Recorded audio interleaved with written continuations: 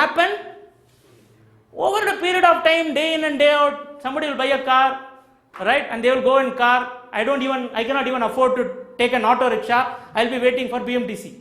And that bus never comes on time. And if it comes, we cannot even get in.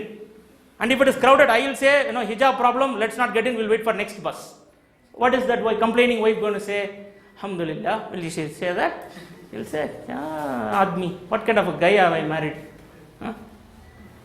Day in and day out, you are rubbed against.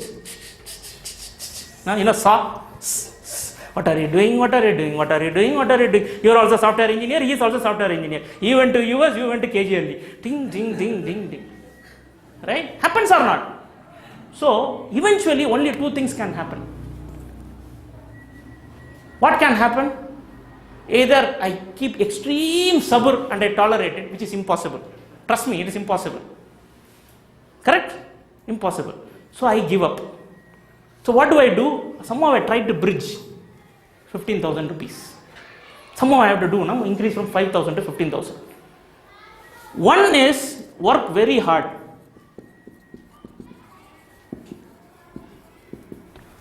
This is the most difficult step. Work very hard, tough. If I am working 10 hours, now I try to work 14 hours. My whole life becomes 15,000.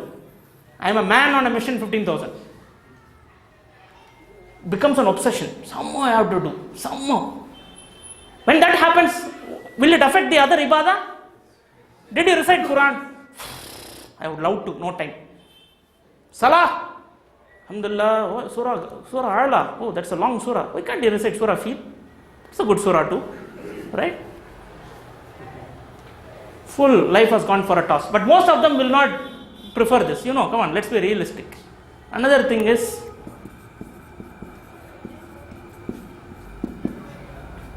shortcut. Is there any shortcut? Is there any scheme where I put 1 lakh, they give me 7,000, 8,000, 10,000, 12,000, 13,000, 15,000? Many schemes. Many schemes. MashaAllah, tabarakallah. So many good wives around. Right? Shortcut. Correct? Now, what has this led you into? If the person dies, if I die in this state, what happens to me? Will my wife join me? Will my wife join me in Qabr? Qabr is a lonely place. Why, she is not going to join me. She will cry for 3 days, she will be in Idda, and if the situation permits it, she will marry another guy and she will move on. What about me? What about you?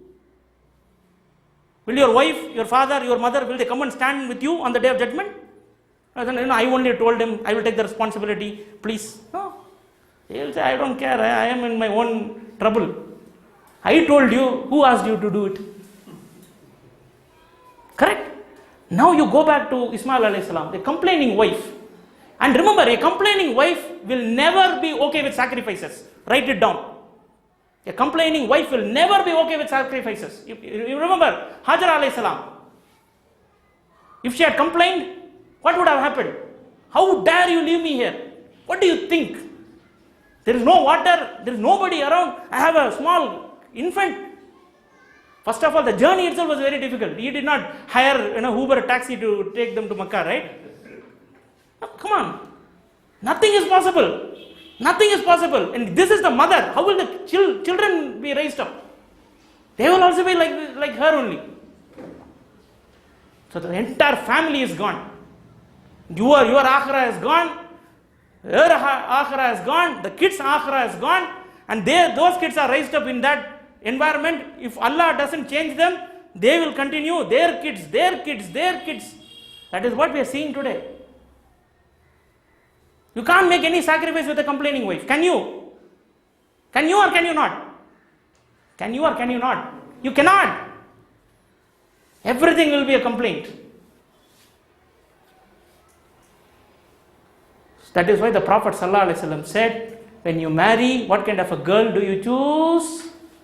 One in deen. One in deen is not having the right, not just having the right aqidah, not just saying manhaj. It is about the correct understanding of the deen. I know most of you think, oh my God, I should have heard this 10 years ago. All right. Okay, happens. Right? On the other hand, I want to give you a flip side. There is one famous scholar whom I like a lot. He's a very busy man. He teaches, right? In the spare time, he attends to several people. And from his lectures and from having conversations with him, I know that he keeps studying. I can say that as a very small student of knowledge. Because a lot of people, they only rehash. They would have studied and it's the same wine in the different bottle. Right? They nothing new comes. But this scholar is not like that. So what I wonder is, where does he find time? He keeps teaching, so many people, like 10 o'clock, 11 o'clock, 12 o'clock also, there are people attending to him. So many people are around him. Then, he travels to different places to give durus, lectures. So I asked a person who knows that scholar's family very well, how does he manage? He said his wife is a pillar of support. His wife is a pillar of support. Right from school, buying everything, she takes care of everything. So the sheikh doesn't have to worry about it. For many people here, the sheikh might be the hero. Wallahi, for me, that lady is the hero. Because without that lady's support, the sheikh cannot be sheikh. And in sight of Allah Rabbul Alameen, what is the izzah? What is the honor of that lady? I have not met her, I don't even know her name. If as a small human being I can think like this, what is her status in the sight of Allah Rabbul Alameen? And what is the reward she gets? All the things that the sheikh does and all the benefit that people get out of that, the sheikh's lectures, his talks, etc., goes to who? Goes to who? To that wife. If only our women understood choosing akhirah over dunya. Again, it's a matter of choice. Now you tell me what Ismail alayhi salam did. Is it an extreme step? Yes or no? How many of you think it is still an extreme step? I want an honest answer. I think it is extreme because he cannot communicate or discuss. No, okay. So, you need to understand that it's not taken like that. When it's obviously, in a book they will not say, today night 10 p.m. he said this was a reply, tomorrow morning. That is not, it's understood that. And you need to understand whom are we talking about. We are not talking about you and me. You are talking about Ismail alayhi salam. So don't you think he would have he is a Nabi himself. Don't you think he would have communicated that to his wife? So that is the learning here. So we should not now, go back home and say, you know what, I want to tell you about the story today. Sit down. No. Take it easy, brothers. Take it easy. Okay? Aram se. No. There is a huge difference between Ismail alayhi salam's household and our household. First of all, Ismail alayhi salam was a Nabi. What was his character? What is our character? Okay? If he comes and asks, then you'll have no answer. Okay? No talking. So there is no comparison. So what do we do now? Yes, brother. So the person advising him is another prophet. Yeah, absolutely. Right? You are correct. So what do we do here? So what we have to do is, we ourselves, including me, we are learning the deen. We have not seen the deen in the correct perspective at all. And we attend Jummah at least every week, right, where we get to hear something. Most of the women, they are even disconnected from that. Poor women folk. Only in a few massages in Bangalore they allow women, right? So they are even disconnected from that. How on earth do we expect them to understand this? We ourselves, we have not understood. And it is zulm to go back and tell you are not doing that, you are not doing that. It is wrong. It is zulm. It is oppression. So what we have to do is, first we bring this in our life and then do the tarbiyah. We tell them, we teach them, we show them the right perspective. If we do that, it is a double whammy. Your akhirah will be good. You will get the sawab, you will get the reward for helping your wife, and your kids will be good. Remember that. That's why, I heard it in Mufti Meng's talk. I don't know if it is authentic or not. The advice, a man went and asked, what is the advice that you give me? So he said, choose a right mother for your child. He's not even married. Umar Alilan is already thinking about the next generation. Choose the right mother for your child. So it's not just about you and me, it's about the next generation. If they are brought up in a household that is completely materialistic, it invariably affects them. Take it from me. So this is a very serious thing. So very, very important.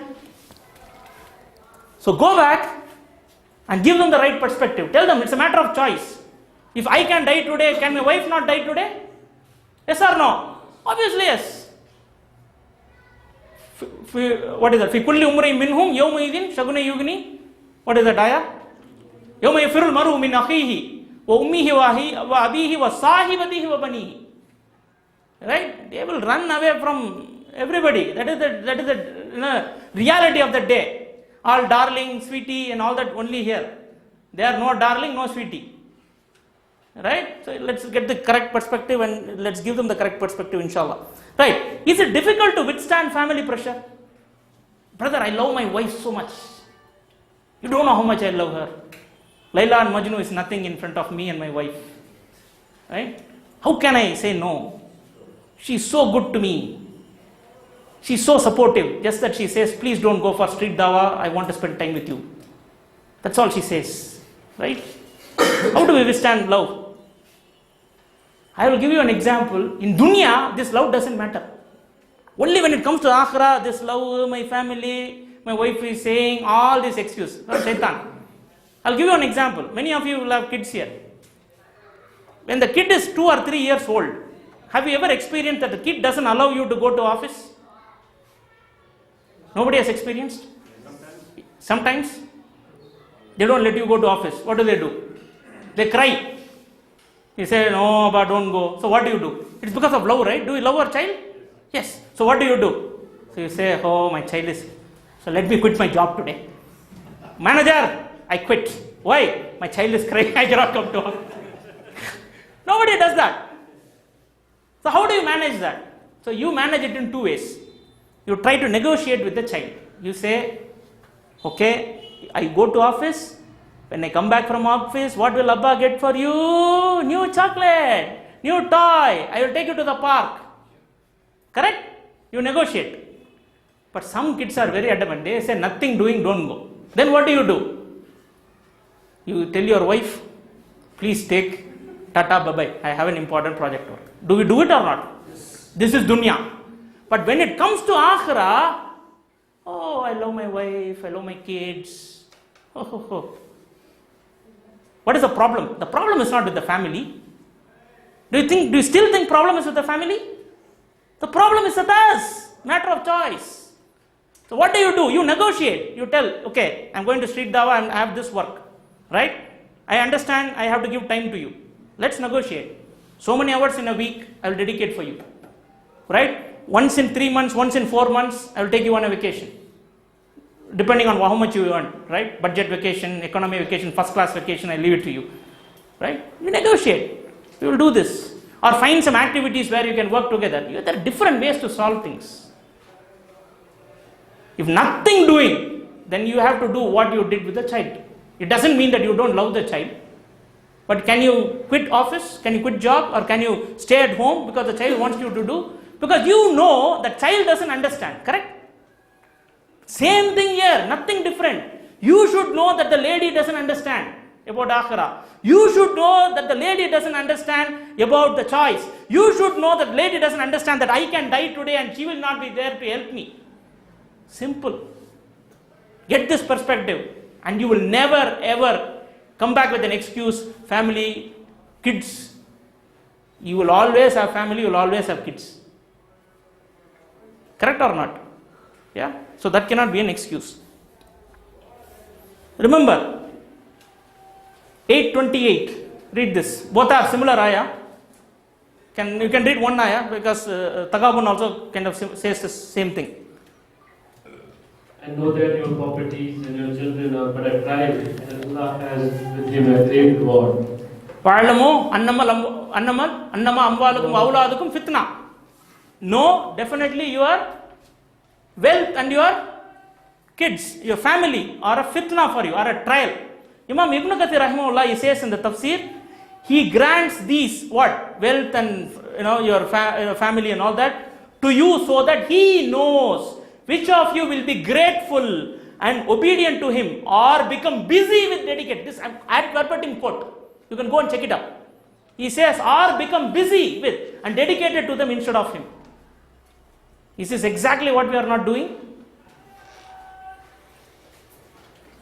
Exactly what we are doing, right? Now tell me, can there be an excuse about family? Now you might be wondering, what has all this got to do with Salah? Everything has got to do with Salah. We are going to see that. Right? Still remember, don't worry. We are still in Salah session only. We are going to come to that. But without this background, there's no point. No point. Absolutely no point. You just recite something, go back and same. Right? So now comes the question what brother Salahuddin asked. Is dunya bad? Should we abandon dunya? Obviously not. I want you to look at this hadith. Beautiful hadith. Amr ibn al-As radiyallahu anhu, he had embraced Islam newly. Right? Prophet sallallahu alaihi wasallam told him, I want you to put you in charge of an army and Allah will give you booty. And I will give you a correct portion of the spoils. Amr ibn al-As radiyallahu anhu, he said, I did not become Muslim out of the desire for property. I became Muslim out of the desire for Islam, and so that I would be with the Messenger of Allah. May Allah bless him and grant him peace. He said, Amr, how excellent is good wealth for a righteous man. Ni'ma amalu salih limarhu salih. How excellent is righteous wealth or good wealth for a righteous man. What do we understand from this? First thing, wealth should be good. It should be earned in a halal manner. Even if it is 1 rupee, if it is haram, throw it in the dustbin. It's of no use for you. It is a burden on you on the day of judgment. What is the second thing that you learn from this? What is the second thing? No. Look at this statement. It's a very powerful statement. Like I told you, Quran and Hadith is a way of thinking. How excellent is good wealth for a righteous man. If you are a righteous man, the wealth is good for you. If you are not, Wealth is not something that is bad. No, we can. No. We can use that wealth To elevate for your Allah's life. Exactly. The wealth in the hands of a righteous man can